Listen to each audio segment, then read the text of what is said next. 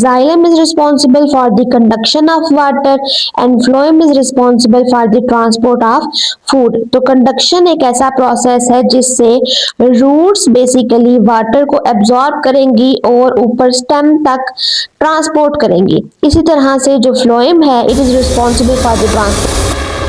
बिस्मिल्लाहिर्रहमानिर्रहीम रब्बी इश्रह ली सदरी वयस्सिर ली अमरी वहलुल उक़दतम मिन लिसानी यफ़क़हू क़ौली रब्बि ज़िदनी इल्मा रब्बि ज़िदनी इल्मा रब्बि ज़िदनी इल्मा। सबसे पहला चैप्टर क्लास 7th की साइंस का जिसका नाम है plant systems, student learning outcomes, कि इस चैप्टर को पढ़ने के बाद स्टूडेंट्स क्या क्या सीख सकते हैं। बट हम हर टॉपिक के साथ उसका SL सेपरेट से डिस्कस करते रहेंगे। तो आज का हमारा टॉपिक है वोकैबुलरी, कि इस चैप्टर में कौन कौन से डिफिकल्ट टर्म्स आ रही हैं। तो सबसे पहला वर्ड है रूट हेयर्स। तो रूट हेयर्स अगर हम देखें तो it consist of two words, root and hairs. तो अगर हम रूट की डायग्राम को ध्यान से देखें तो यहाँ पर रूट्स के साथ हमें एक छोटे छोटे से हेयर लाइक स्ट्रक्चर्स नजर आ रहे हैं। जब हमने जूम करके देखा तो यहाँ पर हेयर लाइक स्ट्रक्चर्स नजर आ रहे हैं जिसको हम क्या कहते हैं, रूट हेयर्स। तो बेसिकली रूट हेयर्स हैं क्या, outgrowth of epidermal cells in plant roots which absorb water and nutrients from the soil. तो रूट हेयर्स में जो हमारे पास टर्म्स आ रही हैं वो बेसिकली दो हैं, outgrowth and epidermal cells. Outgrowth का मतलब क्या है, एक्सटेंशन, लंबाई, किस चीज की, एपिडर्मल सेल्स की। Now what are epidermal cells? Epidermal cells basically are outer protective layer, just like our skin. जो सबसे ऊपर वाली हमारी जिल्द है, लेयर है, इसको हम कहते हैं एपिडर्मल लेयर। तो ये किस पे कॉन्सिस्ट कर रही है, एपिडर्मल सेल्स पे। तो इसी तरह से root hairs are the outgrowth of epidermal cells. अब इनका काम क्या है, to absorb water and minerals from the soil.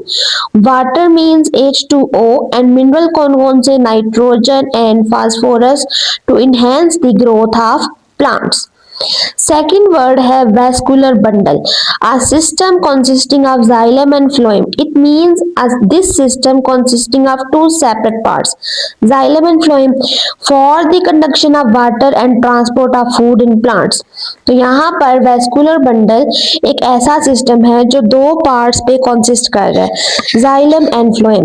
Xylem is responsible for the conduction of water and phloem is responsible for the transport of food. तो conduction एक ऐसा process है जिससे रूट्स बेसिकली वाटर को एब्जॉर्ब करेंगी और ऊपर stem तक ट्रांसपोर्ट करेंगी। इसी तरह से जो फ्लोएम है it is responsible for the transport of food.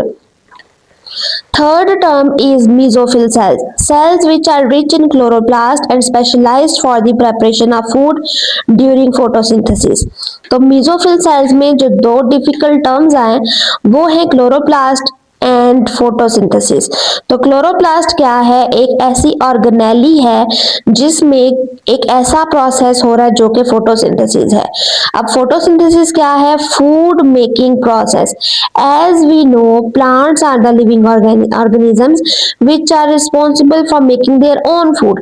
तो फूड बनाने के प्रोसेस को हम क्या कहते हैं, फोटोसिंथेसिस। और ये फोटोसिंथेसिस का प्रोसेस कौन सी ऑर्गेनेली में होता है, क्लोरोप्लास्ट।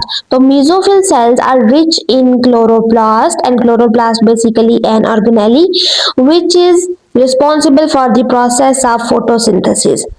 इसी के साथ हमारा जो नेक्स्ट वर्ड है वो लिंक कर रहा है chlorophyll. Chlorophyll green colour pigment in chloroplast which absorbs light for photosynthesis.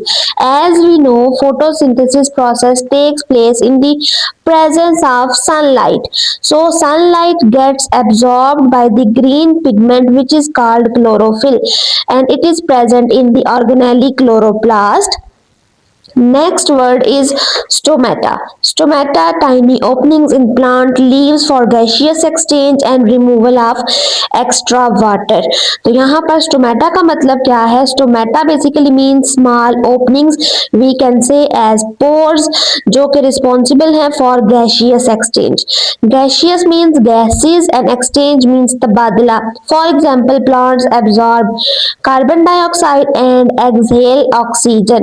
Carbon dioxide dioxide को एब्जॉर्ब करेंगे और एक्सहेल किसको करेंगे, ऑक्सीजन को। इसी के अपोजिट एनिमल्स क्या करते हैं, ऑक्सीजन को इनहेल करते हैं और कार्बन डाइऑक्साइड को एक्सहेल करते हैं। This is called gaseous exchange and stomata is also responsible for the removal of extra water and this process is related to the next term which is transpiration, loss और removal of extra water from the aerial parts of plants. तो transpiration basically क्या है, loss of extra water. बिल्कुल जैसे हमें पसीना आता है, हमारी बॉडी का एक्स्ट्रा वाटर रिलीज हो जाता है थ्रू आवर स्किन पोर्स, तो सेम प्रोसेस प्लांट्स में भी होगा। Transpiration is the loss of extra water. तो ये था आज का हमारा टॉपिक। आई होप कि आपको समझ आ गई होगी इन डिफिकल्ट टर्म्स की। सो सब्सक्राइब करना ना भूलें, like and share. Thanks for watching.